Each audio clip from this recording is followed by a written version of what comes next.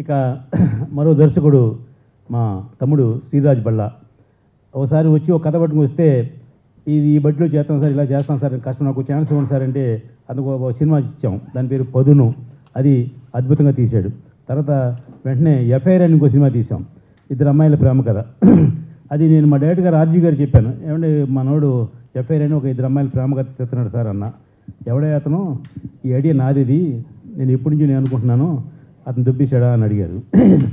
నిజమా అన్న, నిజం సార్ అన్న అంటే నాకు సినిమా తీశాడు కదా చూపించావు సార్ అన్నారు.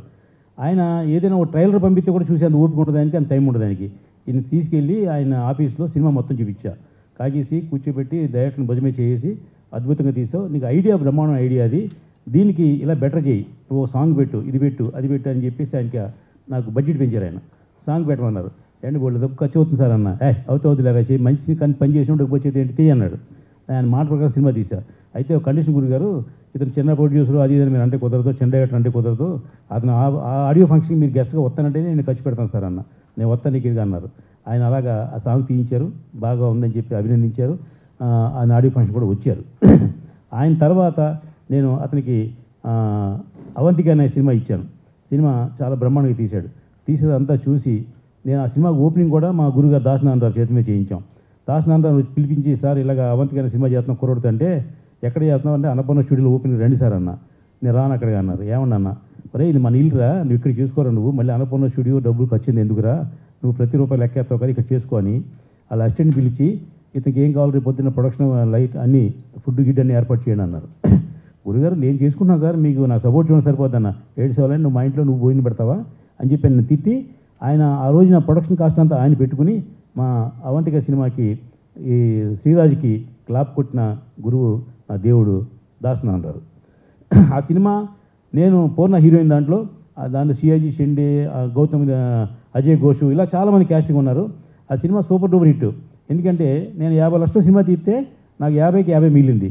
అదే సూపర్ హిట్ నా దృష్టిలో, 100% హిట్ అనమాట. అప్పుడు సినిమా కొన్నవాడికి డబ్బులు వచ్చింది, తీసినోడికి డబ్బులు వచ్చింది, అతనికి పేరు వచ్చింది. ఒక చిన్న సినిమా తీస్తే నేను అతను అభినందించి ఒక కారు కొనిచ్చా. ఏంటి రెమ్యునేషన్ కదా, ఏం కాదు, నీకు కారు కొనిచ్చిన గిఫ్ట్ ఇస్తానంటే, అంటే కారు అంటే 10 కోట్లు పెట్టి 10 లక్షలు పెట్టి కారు కొనుక్కల, సెకండ్ హ్యాండ్ కారు కొనిచ్చాను. తను ఆనందంగా తీసుకున్నాడు. ఎందుకంటే అతను అడిగింది కాదు, మనం కావాలని ఇచ్చింది. అటువంటి మంచి డైరెక్టర్ మా శ్రీరాజు ఎప్పుడు నాకు చేదుడు వదుడుగా ఉంటాడు. అతనికి ఇది జరిగిన వెంటనే ఫోన్ చేశాడు, ఏంటి గురించి నన్ను మర్చిపోయారు అన్నాడు. నువ్వు అడిగితే నేను ఇవ్వను కదా, ఇస్తాను కదా, నేను ఎవరిని ఫోన్ చేసి చెప్పనన్నా. వెంటనే వచ్చి నేను ఇగో ఈ ఖర్చు చేద్దాం సార్ అన్నాడు. దానికి అవంతిక 2 అని పేరు పెట్టాడు. అది అద్భుతమైన పాయింట్. అది ఏ స్టైల్లో ఉంది, ఇది కూడా ఆ స్టైల్లోనే డిస్ట్రిబ్యూటర్కి ప్రొడ్యూసర్కి అందరికీ లాభం వచ్చే సినిమా అతను తీయగలడు, తీశాడు, తీస్తాడు కూడా. Thank you. మా శ్రీరాజు మాడవలసిందిగా కోరుతున్నాను. స్టూడియోలో అలాగే నా తోటి దర్శకులందరికీ మనస్ఫూర్తిగా ధన్యవాదాలు తెలియజేసుకుంటున్నాను. ఈరోజు రామ్ సత్యనారాయణ గారి పుణ్యాన్ని నేను ఇండస్ట్రీలో ఒక దర్శకుడిగా కొంచెం పేరు సంపాదించుకున్నాను. ఆయన పెట్టిన భిక్ష అని చెప్పాలి. అంటే ఒక మనిషి గురించి ఏమీ తెలియకపోయినా, అతని గురించి అసలు తీస్తాడా లేదా అనే నమ్మకం లేకపోయినా, చెప్పిన కథని విని ఇతనికి డెడికేషన్ ఉంది అని కనిపెట్టి గెస్ చేసి ప్రోత్సహించిన మంచి వ్యక్తి రామ్ సత్యనారాయణ గారు. అది ఆ టాలెంట్ అందరికీ ఉండదు. దానివల్ల చాలామంది నష్టపోతున్నారు. వెళ్ళి కథలు వినిపించి బాలదయాన్ని పంపించేస్తుంటే పాపం అలాగే బాధపడుతూ వెళ్ళిపోయారు ఎంతమంది ఉన్నారు. ఈ ఇండస్ట్రీని రామ సత్యనారాయణ గారు అర్థం చేసుకున్నంత గొప్పగా ఇంకెవరు అర్థం చేసుకోలేదని నా ఫీలింగ్. అందుకే అంత సక్సెస్ఫుల్గా ఆయన సినిమాలు చేసుకుంటూ ముందుకు వెళ్ళిపోతున్నారు, ఇంకా చేసుకుంటూ వెళ్తూనే ఉంటారు. ఈ మామూలు విషయం అండి, 15 సినిమాల ఒక సినిమాకి అల్లర్లాడిపోతున్నారు ఒక్కొక్కరు.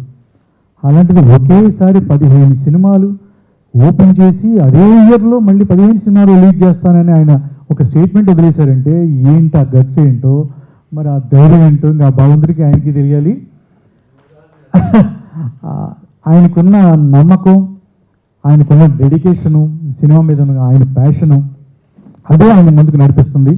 డెఫినెట్గా ఇక్కడ ఉన్న వాళ్ళందరూ అంత నమ్మకంగా ఆ సినిమాలన్నీ చక్కగా తీసి డెఫినెట్గా మంచి అవుట్పుట్ని తీసుకొచ్చి ఆయనకి మంచి పేరు, ఏదో తీసేశారు 15 సినిమాలు అని కాకుండా అద్భుతమైన సినిమాలు తీశారు అనే పేరుని భీమవరం టాకీస్కి, అలాగే తుమ్మలపల్లి రామ్ సత్యనారాయణ గారికి రావాలని, అలాగే సినిమా తీస్తున్న ప్రతి దర్శకుడికి మంచి పేరు వచ్చి, ఇంకో మంచి మంచి అవకాశాలు వచ్చి అందరూ లైఫ్లో నిలబడాలని మనస్ఫూర్తిగా కోరుకుంటూ ఇంత అద్భుతమైన అవకాశాన్ని నేను అడగగానే మళ్ళీ పిలిచి 4వ సినిమా ఇది నాకు ఇంతకన్నా ఆనందమైన సమయం ఉండదు. Thank you sir, thank you very much sir. Life long మీకు రుణపడి ఉంటాను. డెఫినెట్గా మీరు అవంతికి అట్టే ఉంటుందని నేను మనస్ఫూర్తిగా మీకు తెలియజేస్తూ thank you sir, thank you so much.